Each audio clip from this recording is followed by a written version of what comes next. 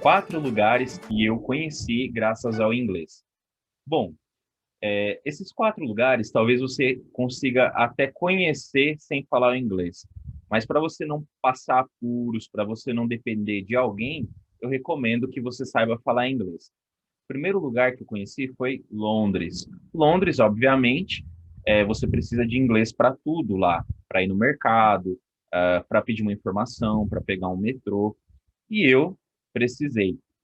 Mas uma situação engraçada que aconteceu comigo foi logo na imigração.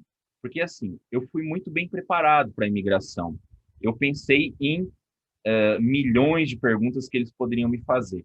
E eu até tenho uma prima que mora lá, que é bastante experiente com essa questão de imigração, e eu pedi algumas dicas para ela do que poderiam me perguntar.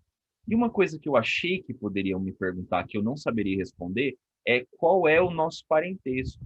Porque a gente é parente um pouco distante, e eu não sabia exatamente como nós éramos primos. E quando eu cheguei na imigração, primeira coisa que me perguntaram depois que eu disse que a gente era primo é How are you cousins? Ou como vocês são primos? E eu até fiquei um pouco nervoso porque eu não sabia, mas o que me ajudou a não me perder totalmente, não me atrapalhar, foi porque eu sabia falar bem o inglês. Então eu pensei em qualquer coisa lá, consegui falar para ele e consegui entrar em Londres. E Londres é uma cidade maravilhosa, eu gostei muito de lá.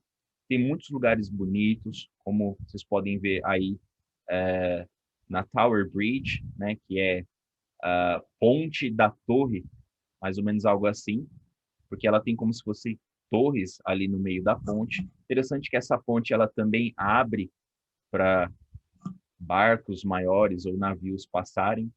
Ali tem aquele prédio pontudo que chama The Bullet, que é a bala, porque ele tem realmente esse formato pontudo. Tem muita coisa bonita em Londres. Tem a London Eye, que é a maior roda gigante do mundo. Ela leva meia hora só para dar uma volta.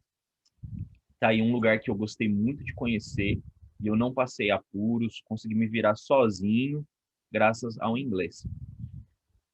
O segundo lugar foi Paris. Eu não sei nada de francês, então eu usei muito inglês em todo momento, no hotel, para pedir informação. A gente pediu muita, mas muita informação lá, porque lá tem muito lugar turístico para conhecer. Ah, tem a Torre de Notre Dame, tem estádios, enfim, tem vários lugares.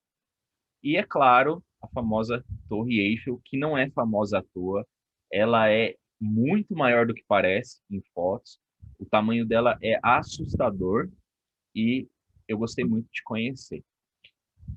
O terceiro lugar é Maiorca. Eu conheci numa ilha um pouco afastada da Espanha. Então, talvez você pense, mas espanhol é parecido com o português, dá para se virar. Realmente, muitas vezes dá para usar o espanhol. Só que como é muito parecido, também é muito fácil de você se enganar, de achar que é uma informação e na verdade é outra.